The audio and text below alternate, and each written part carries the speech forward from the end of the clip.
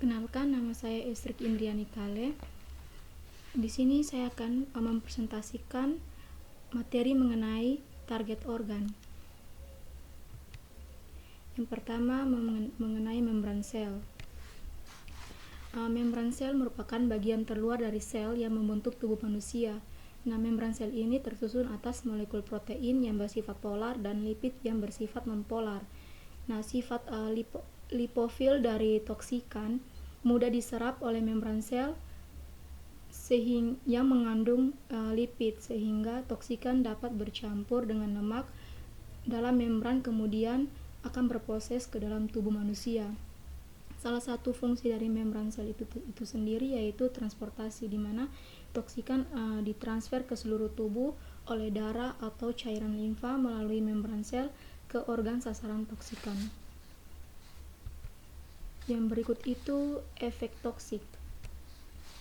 Efek toksik timbul karena interaksi biokimia yang terjadi setelah toksikan atau metabolitnya bergayut dengan struktur reseptor melalui molekul sel. Jenis-jenis spektrum efek toksik itu ada 6. Yang pertama, efek lokal atau sistemik, yang itu biasanya timbul pada bagian yang kontak dengan toksikan. Yang kedua itu efek berpuli atau near puli, yaitu dimana efek yang dapat hilang sendiri, seperti tidak ada lagi kontak antara tubuh dengan toksikan. Yang berikut itu efek segera atau tertunda, yaitu dimana gangguan kesehatan yang berlangsung timbul setelah tubuh mengalami kontak dengan toksikan.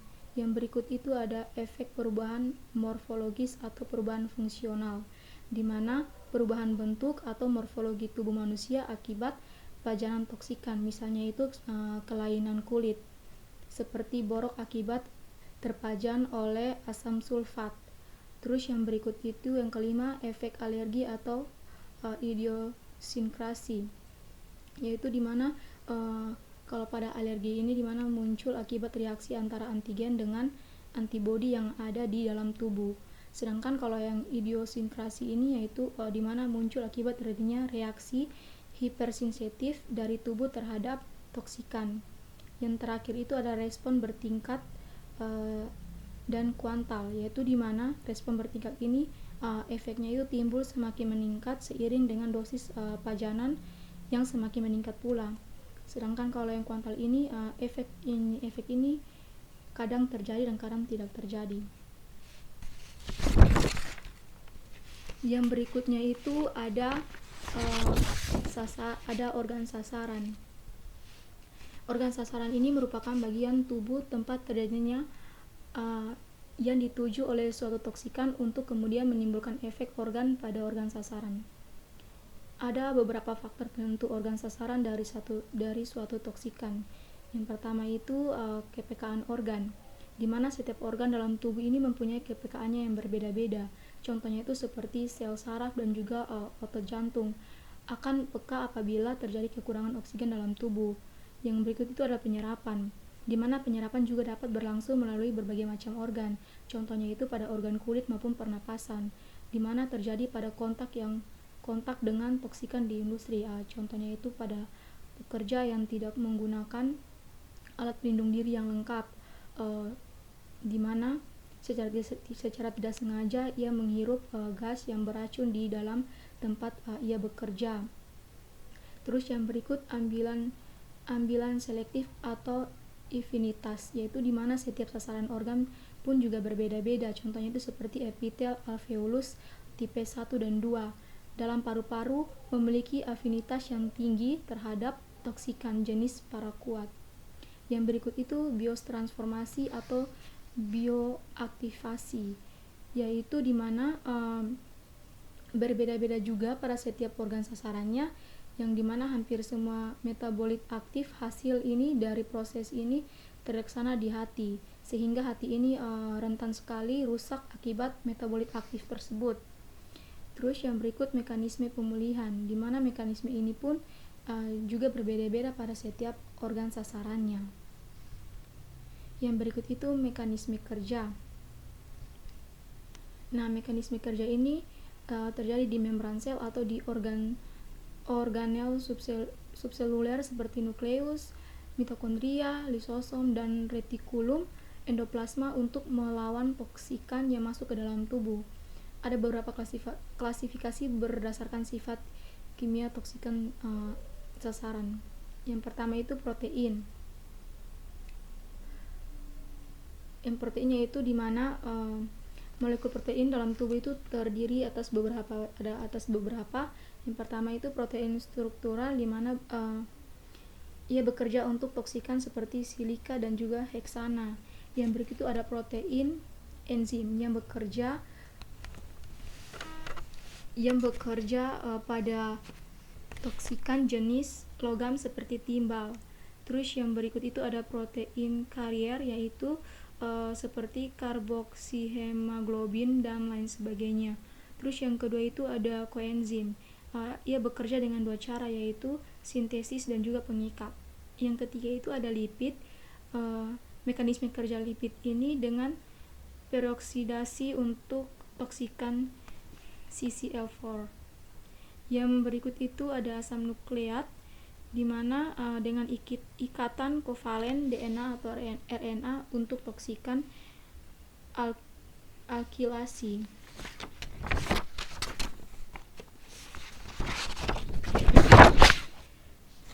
Terus yang berikut itu ada yang kelima tuh lain-lain, yaitu berupa mekanisme hipersensitivitas dan juga korosif sumbatan dan reseptor. Kita masuk pada materi yang berikut, yaitu toksikologi ginjal. Nah, ginjal ini terdiri dari sepasang organ, yaitu ginjal kanan dan juga ginjal kiri yang terletak di area punggung bagian bawah. Bentuk ginjal ini menyerupai kacang merah dan berukuran sekitar 10-13 cm atau sebesar kepalan tangan manusia. Ginjal juga memiliki fungsi sebagai memproduksi sel darah merah, mengeluarkan sisa-sisa produksi dari tubuh, menyimpan cairan tubuh, mengatur tekanan darah, menyaring 100-150 liter darah per hari, dan mengaktifkan vitamin D untuk kesehatan tulang dan juga gigi. Yang berikutnya itu ada toksikan ginjal. Nah, toksikan yang menimbulkan kelainan ginjal ini biasa disebut sebagai nefrotoksikan. Yang biasanya nefrotoksikan ini sangat banyak terjadi di lingkungan pekerja. Contoh dari toksikan ginjal itu seperti pada logam, pelarut glikol, plastik, pewarna, dan lain sebagainya. Yang berikut ini manifestasi kerusakan ginjal akibat toksikan. Ada dua jenis kerusakan yang terjadi, yaitu gagal ginjal akut dan juga gagal ginjal kronik. Nah, kalau gagal ginjal akut ini mekanisme kerusakannya itu seperti vasokonstriksi ginjal, terus ada kerusakan glomerulus, kerusakan tubular langsung, obstruksi intertubular, dan juga imunologik. Di mana ini terjadinya itu pada terjadi hipoperfusi, hipofiltrasi, terus ada glomerulonefritis, terus ada juga nekrosis tubular, ada juga obstruksi, dan ada juga nefritis tubulointerstitial. Terus yang berikut ada gagal ginjal kronik, di mana itu mekanisme kerusakannya itu ada imunologik, kerusakan tubular kronik, dan juga ada kerusakan sel dan iskemia. Yang terjadi itu adalah nefritis tubulointerstitial kronik dan juga nekrosis papiliar. Yang berikut itu ada materi mengenai toksikologi hati. Nah, hati ini merupakan salah satu organ yang berperan sangat vital dalam tubuh manusia.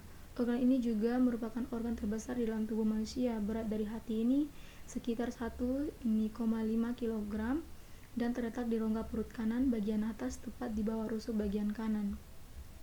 Peran hati dalam metabolisme, yaitu hati sangat berperan penting dalam metabolisme toksikan, di mana proses metabolisme tersebut biasanya juga disebut sebagai proses biotransformasi yang bertujuan untuk mengubah toksikan menjadi kurang toksik atau tidak toksik lagi.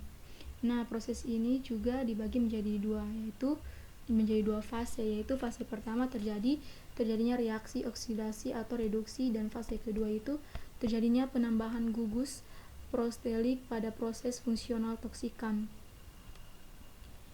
Yang berikut adalah jenis kerusakan hati akibat toksikan. Itu ada 3. Yang pertama, ini karena fungsinya sebagai tempat metabolisme sehingga sebagian besar toksikan di hati, makanya hati ini lebih rentan mengalami kerusakan. Ada tiga jenis kerusakan yang terjadi akibat toksikan. Yang pertama itu perlemakan hati. Ini merupakan kondisi terjadinya akumulasi lemak. Perlemakan hati bersifat akut dan juga kronis. Nah, kalau yang bersifat akut itu disebabkan oleh toksikan etionil, dan juga sedangkan kalau misalnya kronis itu disebabkan oleh toksikan etanol. Terus yang kedua itu adalah kolestasis. Nah, kondisi ini akan merusakkan fungsi dari hepatobiliar dari hati. Yang berikut itu yang ketiga adalah nekrosis, di mana kondisi kerusakan sel hati akan mengalami kerusakan yang berakibat kematian sel hati tersebut. Materi berikutnya adalah toksikologi kulit. Kulit ini merupakan organ tubuh yang paling luas, sekitar 20.000 hingga 23.000 cm.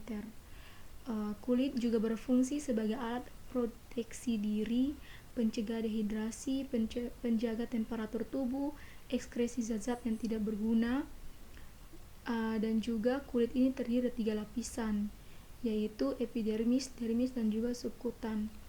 Nah, epidermis ini terdapat sel-sel epitel yang bersifat non-vaskular dan juga mempunyai ketebalan yang bervariasi. Terus yang kedua itu adalah dermis. Nah, ini merupakan lapisan kedua dari kulit dan banyak mengandung pembuluh darah, limfe, dan juga ujung saraf.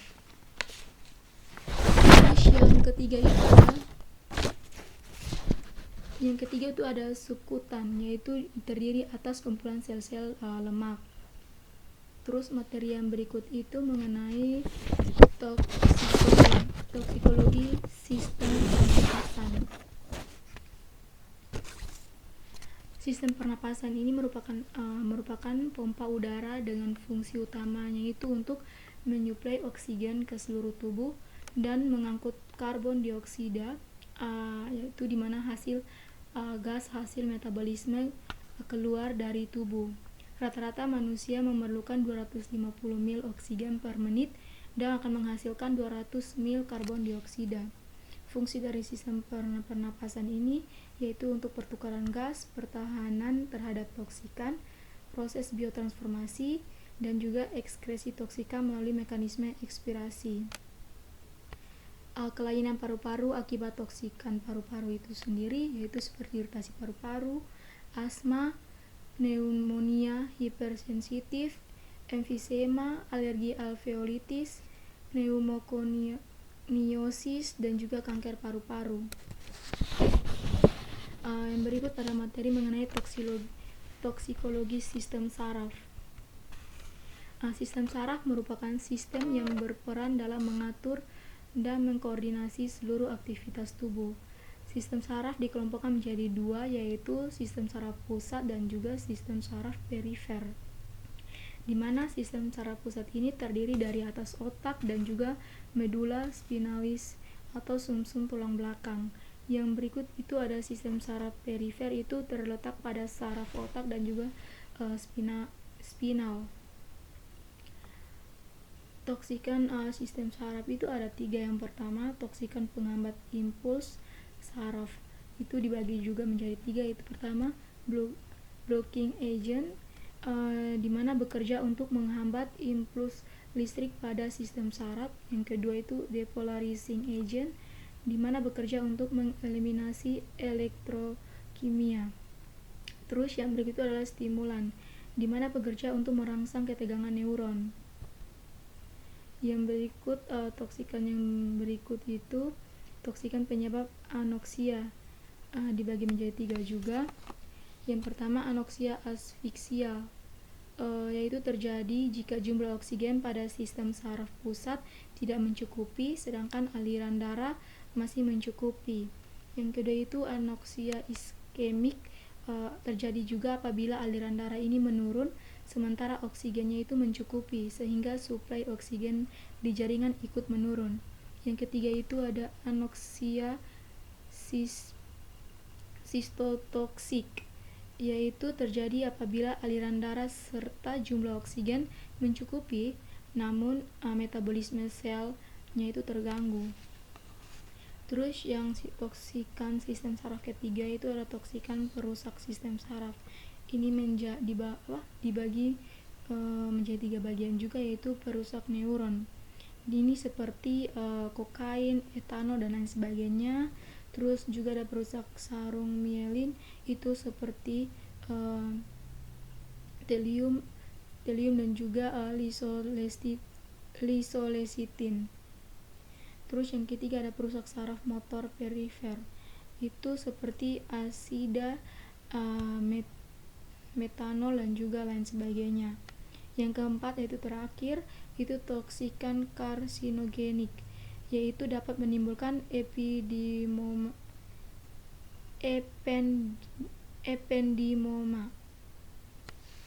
dan juga lain sebagainya. Terus kita masuk pada materi patologi mata. Mata ini merupakan salah satu organ tubuh manusia yang memiliki fungsi umum sebagai indera penglihatan. Ada juga toksikan mata yang berdasarkan bagian organ sasaran. Yang pertama itu pada kornea, di mana toksikan kornea contohnya itu golongan asam dapat menyebabkan kerusakan pada kornea. Asam ini dapat membakar jaringan karena asam ini dapat membakar jaringan kornea karena memiliki pH rendah dan mempunyai afinitas ion terhadap jaringan kornea. Terus yang berikut ada iris mata, di mana iris mata ini rentan terhadap cedera fisik dan juga iritasi kimia. Nah, iritasi kimia yang dapat menyebabkan kebocoran protein, serum dan juga lain sebagainya. Terus ada pupil, di mana pada saat melebar, pupil rentan terhadap toksikan jenis simpotomimetik. Sedangkan pada saat berkerut rentan terhadap parasimpatomimetik dan juga simpatolitik. Yang berikut itu ada lensa mata, di mana efek kerusakan yang terjadi pada lensa mata antara lain itu seperti katarak. Terus ada retina, yaitu memiliki pola pigmen dan terikat dengan fungsi ketajaman mata, dan juga adaptasi pada keadaan gelap yang dapat dipengaruhi oleh toksikan jenis kloroquine. Terus yang terakhir itu ada saraf optik, di mana toksikan saraf optik pada mata cukup banyak jenis dan juga efeknya. Toksikan golongan metanol dapat juga mengganggu visus.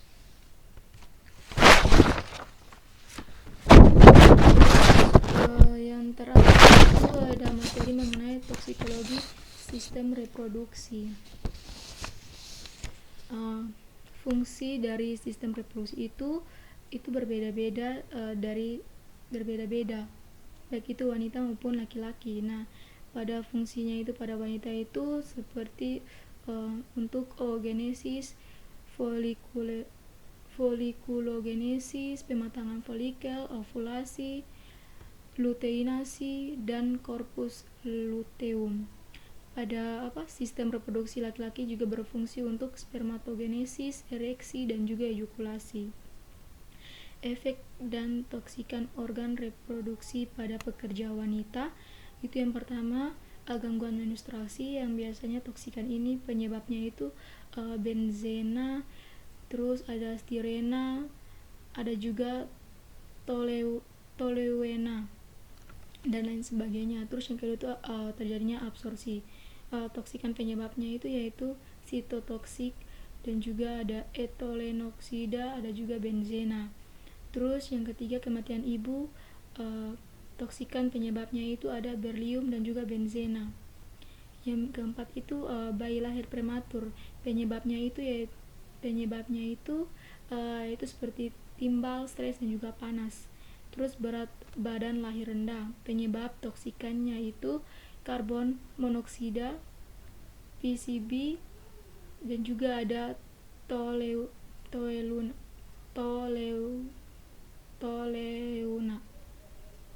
Terus ada efek dan toksikan organ reproduksi pada pekerja laki-laki. Yang pertama itu ada libido dan impoten yang disebabkan oleh kloropren, mangan, timbal, dan lain sebagainya. Terus ada juga tertis yang disebabkan oleh kopone, timbal, dan juga kloroprena. Yang ketiga ada spermatotoksisitas yang disebabkan oleh karbaril, radiasi, timbal, dan lain sebagainya. Sekian dan terima kasih dari hasil presentasi saya.